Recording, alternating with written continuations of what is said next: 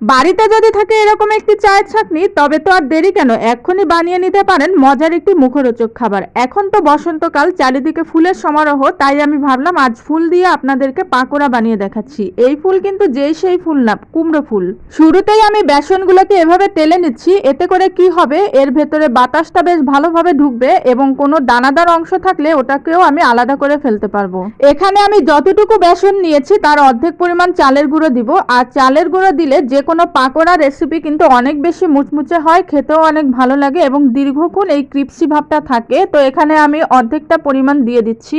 আমি যতগুলো কুমড়ো ফুল দিয়ে আজকে পাকোড়া বানাবো ঠিক ততটা পরিমাণ ব্যাটার এখানে গুলিয়ে নিচ্ছি। আপনারা চাইলে আরো বাড়িয়ে বা কমিয়ে করতে পারেন। তো সবকিছু ভালোভাবে টালা হয়ে গেলে এখানে আমি অল্প পরিমাণে বেকিং পাউডার দিয়ে দিচ্ছি। আর বেকিং পাউডারটা দিলে কিন্তু আরো বেশি ভালো হয়। এটা দেওয়া শেষে এরপরে আমি এর ভেতরে দিয়ে দিব লবণ। আর লবণটা অবশ্যই স্বাদ মতো দিতে হবে। তারপর দিয়ে দিব অল্প কিছুটা কালো জিরা। আর কালো জিরাটা দেওয়ার ফলে কিন্তু এটা যখন খাবো আরো বেশি একটা ভালো স্মেল আসবে। তারপর দিয়ে দিব মরিচের গুঁড়া, হলুদের গুঁড়া সামান্য পরিমাণে, অল্প কিছুটা ভাজা জিরার গুঁড়ো দিয়ে দিচ্ছি। আমি এটা বাসায় ভেজে তারপর গুঁড়ো করে নিয়েছি। এখন সবকিছু ভালোভাবে মিশিয়ে নিব। এরপর আমি এর ভেতরে পানি দিব। আর একেবারে রুম টেম্পারেচারে থাকা পানিটা এর ভেতরে দিব। কোনোভাবেই গরম পানি দেওয়ার দরকার নেই।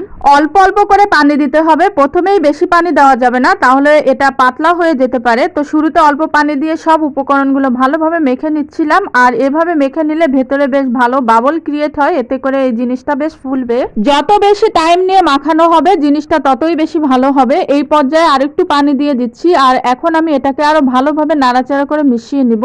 এখন এই ব্যাটারটা রেডি। অনেক বেশি পাতলাও না আবার খুব ঘনও না, এরকম মাঝামাঝি পর্যায়ে রাখতে হবে। এখন এটাকে 10 মিনিট রেখে দিব।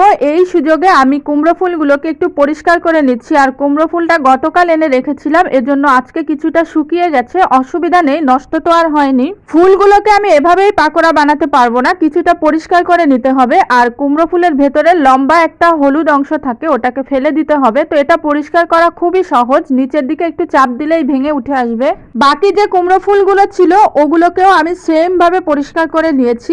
আর এই কুমড়ো ফুলের ভেতরে যে লম্বা অংশটা থাকে ওটার বেশ কিছু ময়লা ফুলের সাথে থাকে অনেক সময়, এজন্য ভালোভাবে ধুয়ে নিতে হবে। এখন ডুবো তেলে ভাজার পালা। এজন্য কড়াইয়ে পরিমাণ মতো তেল দিয়ে দিলাম। তেলটা বেশ ভালোভাবে গরম হওয়ার পরে চুলার আঁচটা লো করে দিয়ে এটা ভাজতে হবে, তা না হলে কিন্তু ভালোভাবে ভাজাটা হবে না। যেহেতু অনেকক্ষণ এটা রাখা ছিল তাই হাত দিয়ে আরেকটু এই ব্যাটারটাকে নেড়ে চেড়ে নিচ্ছিলাম। এরপর আমি কুমড়ো ফুলটা দিয়ে দিচ্ছি। ফুলটার গায়ে ব্যাটারগুলো ভালোভাবে মাখিয়ে বাড়তি যে অংশগুলো আছে ওগুলোকে ঝরিয়ে নিচ্ছি। আর এই ব্যাটারটা একটু ঝরিয়ে দিলেই ভালো হয়, তা না হলে এই কড়াইতে ছড়িয়ে যেতে পারে। এখন এই পাকোড়াটার একটা পাশ হওয়া পর্যন্ত অপেক্ষা করব। একটা সাইড হওয়ার পরেই উল্টে দিতে হবে, বারবার উল্টানো পাল্টানো করা যাবে না, তাহলে কিন্তু ভালো হবে না। এই ব্যাটারটা দিয়ে চাইলে বেগুনিও বানানো যায়, যেভাবে আমি এই কুমড়ো ফুলগুলো ভেজে নিচ্ছি সেমভাবেই করা যায়। তো এটাকে উঠিয়ে নিলাম। এটা সেই বড় ফুলটা ছিল, আর বাকি ফুলগুলো একটু সাইজে ছোট ছিল, তো এক একবারে অনেকগুলোই দিতে পারবো। তো সেমভাবে সবগুলোকে ভেজে উঠিয়ে নিচ্ছি। আর এই কুমড়ো ফুলগুলো দীর্ঘক্ষণ পর্যন্ত মুচমুচে থাকে, চালের গুঁড়ো এবং বেকিং পাউডার দেওয়া হয়েছে এজন্য। আপনারাও বাসায় এইভাবে ট্রাই করে দেখতে পারেন, খুবই মজার হয়েছিল এই রেসিপিটা।